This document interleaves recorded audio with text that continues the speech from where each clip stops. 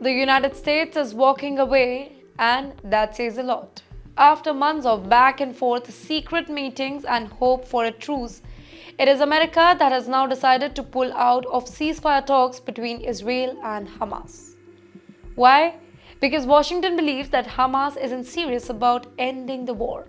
Now, that's the message from Steve Witkoff, a United States special envoy who just flew to Europe for a very high-level meeting on the Gaza crisis.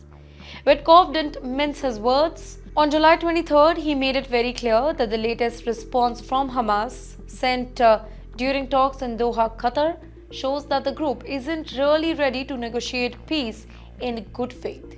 He called it a delayed tactic, not a peace offer. He said that Hamas is not engaging seriously, and for the United States, that's enough reason to hit the pause button and walk away. But for now. But let's pause here and ask, why were these talks so important?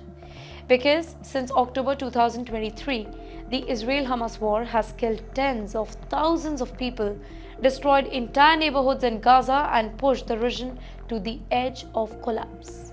Ceasefire talks, mostly brokered by Egypt, Qatar, and the US, were the only thread of hope left. They included terms like freeing Israeli hostages, allowing aid in Gaza, and stopping the bombing. But again and again, the talks broke down because neither side fully trusted each other. In the meantime, the United States had been playing a center role here, pushing Israel to slow down military action and pressurizing Hamas to accept a phrased peace talk. But with each round, the gap between demands grew wider and wider. Hamas wants a permanent ceasefire and full withdrawal of Israeli troops. In the meantime, Israel wants all hostages freed first and total security guarantees.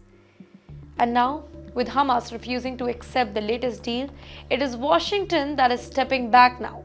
But that doesn't mean the war is ending. In fact, it might get worse. Israel may take this particular thing as a green light to ramp up its military pressure.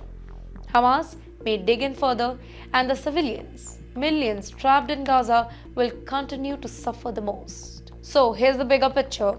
The US is frustrated, Hamas is not talking about peace, and the peace is more distant. The question is, if America gives up, who is going to talk? Who is left to talk peace in one of the world's most violent and fragile regions?